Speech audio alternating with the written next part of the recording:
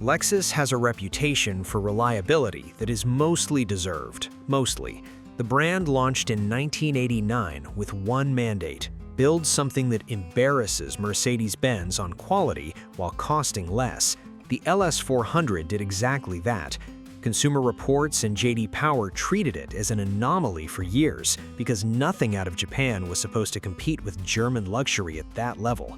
35 years later, the reputation is locked in. And that is the problem. The badge now carries models that did not earn it. 3 to avoid, 4 to buy. Specific model years, specific engine codes, and the exact thing to check before you hand over money. And 2 of these come down to a detail most buyers never look at. 2 cars with the same badge, the same body, and completely different engines underneath. Dealers list them interchangeably. They are not the same car. Everything here comes from factory service documentation, Consumer Reports reliability data, and documented owner service records. Not opinion, not a forum thread. Worst model number 1. The first generation NX200T, 2015 through 2017. The NX200T was the first Lexus built around a turbocharged 4-cylinder, the 8AR FTS. 2 liters, twin-scroll turbo, 235 horsepower, and 258 pound-feet.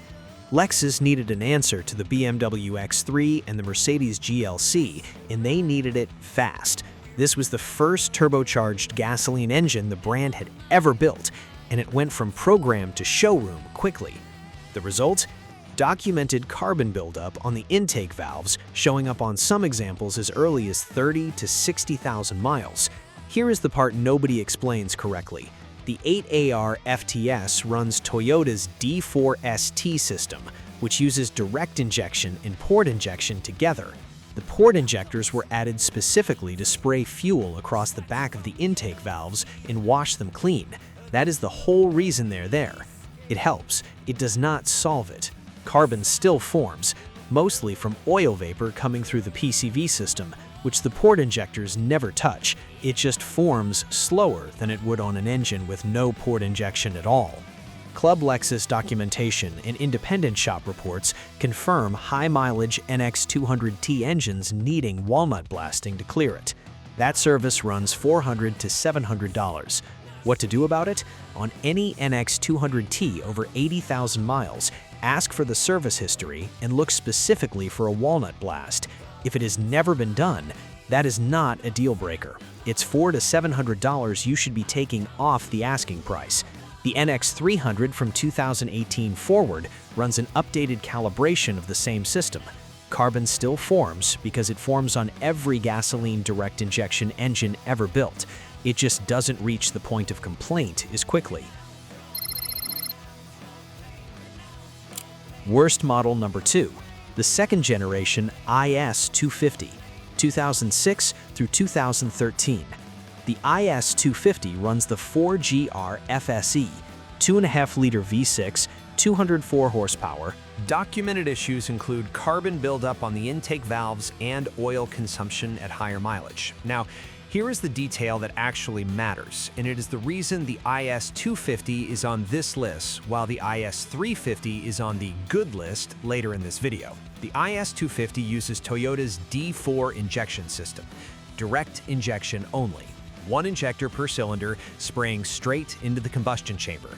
The IS350 uses D4S, 2 injectors per cylinder, 1 direct, 1 in the port. That is the entire difference. On the IS350, every time the port injector fires, it washes the back of the intake valve. On the IS250, nothing ever touches that valve. Fuel never goes near it. Oil vapor from the PCV system lands on it, bakes on, and stays. Same badge, same body, same year. One of them cleans its own valves and one of them does not.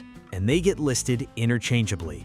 Dealers write Lexus IS on the window sticker, and buyers assume the engine is a detail. It is not a detail, it is the car. Before you buy any second-generation IS, check the badge on the trunk, then confirm the engine code on the VIN plate. The 4G RFSE is the IS250. The 2GR FSE is the IS350. In the used market, the IS350 typically asks $2,000 to $4,000 more. For what you are getting, that is not a premium, that is a discount. Worst model number 3, the third generation GS300, the 2006 model year. This one needs context because the GS300 name has been attached to two completely different engines, and the gap between them is enormous. The first and second generation GS300, running through 2005, used the 2JZ-GE, that is the naturally aspirated version of the inline-six from the Supra. Iron block, forged crank, the engine that built the entire Toyota performance reputation. The third generation GS300, launched for 2006, does not use that engine. It uses the 3GR FSE, 3-liter V6. Adequate, unremarkable, nothing to do with the 2JZ except the number on the trunk, and it barely lasted. In the United States, the GS350 replaced it for the 2007 model year.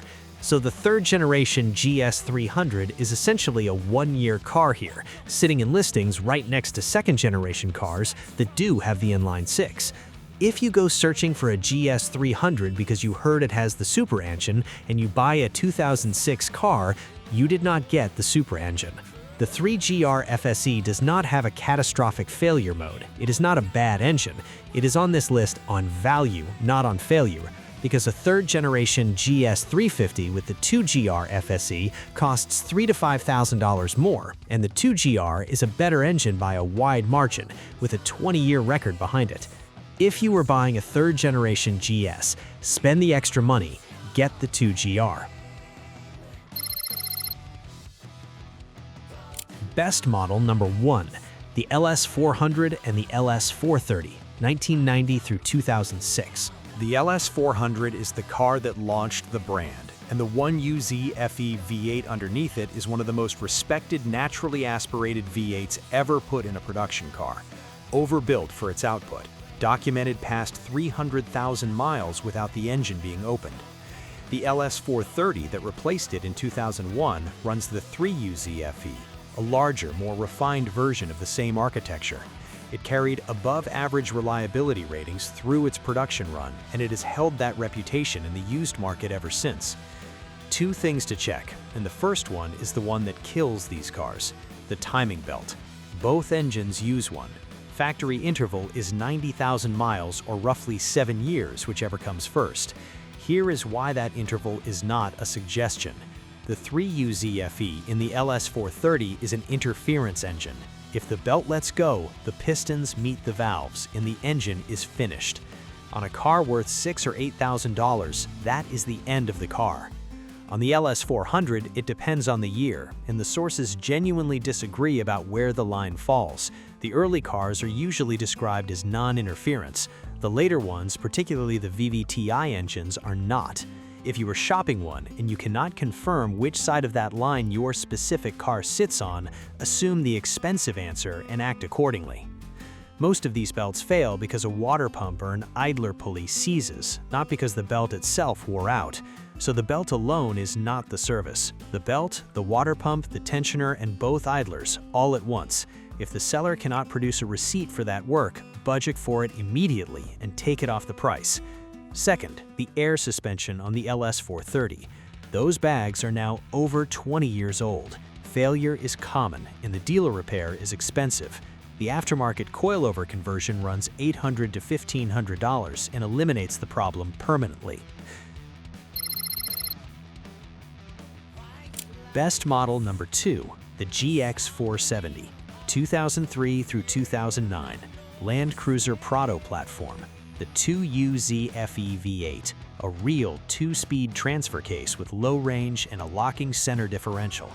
The engine is proven, the platform is proven, and prices have been climbing for years without catching up to what the thing actually is. One correction worth making because it gets repeated wrong constantly. People will tell you the GX470 makes 235 horsepower. That is only true for 2003 and 2004. In 2005, Toyota added variable valve timing to the 2UZ, and output went to 270, later re-rated to 263 under the revised SAE testing standard. torque stayed at roughly 320 foot-pounds across the run. So if you were shopping these, a 2005 or later car is a stronger truck than an early one. Same money, more engine. Honest note either way, it is not fast. 0 to 60 sits around 8 seconds in a 4,700-pound truck. If straight-line speed matters to you, this is the wrong vehicle. If you want something still running in 15 years, it is one of the better answers available at any price. Best model number 3, the second generation IS350, 2006 through 2013. The 2GR FSE, 306 horsepower, rear-wheel drive, double wishbone front suspension. The same engine family with a 20-year reliability record in a chassis Lexus tuned harder than the IS250 in both suspension and steering. And here is the payoff from the IS250 section. Because the 2GR FSE runs D4S dual injection with a port injector washing the back of every intake valve, it does not suffer the carbon problem the way the direct-only engines do. You may still want an inspection somewhere past 100,000 miles. You are not signing up for it as routine maintenance. That is the same engine, in the same body style, in the same model year, behaving completely differently because of one extra set of injectors. Clean examples run $18,000 to $26,000. The F-Sport adds Brembo brakes and a stiffer suspension tune, and it is worth the premium if the car is going to be more than a commuter. Best model number 4, the LX470, 1998 through 2007. A 100 series Land Cruiser with a Lexus interior bolted into it. Same 2UZ FE V8, same transfer case, same platform that has been proven in operating environments that would take a modern luxury SUV apart in a season. A clean one runs $25,000 to $45,000, depending on mileage and condition, and people balk at that number for a 20-year-old truck. Here is the argument for paying it.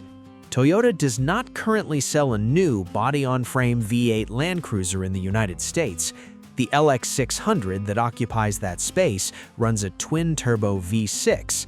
The 2UZ FE in a maintained LX470 is a known quantity with a documented 300,000-mile record behind it. The twin-turbo does not have that record yet. It might earn it. It has not earned it. Same air suspension warning as the LS430. Check it. If the conversion has not been done, budget for it. Quick version. Avoid the 2015 to 2017 NX200T unless the walnut blast is documented. The IS250 from any year because it is direct injection only and it will carbon up. The 2006 and later GS300 because the 2JZ is not in it. Buy an LS400 or LS430 with a receipt for the full timing belt service. A 2005 or later GX470 for the VVTi engine, an IS350, not an IS250, an LX470 with the air suspension already sorted. The pattern underneath all 7, the reliable ones, are built on proven Toyota truck and inline-6 architecture, with the 1UZ, the 2UZ, or the 2GR. The problem ones came out of compressed development programs where Lexus needed a product in a segment faster than the engineering was ready. Next video, 10 things Lexus owners do that quietly cut engine life in half. Number 4 is something most people were taught was good for the car. Subscribe to Yota Uncovered so you catch it. New video every week. See you next time.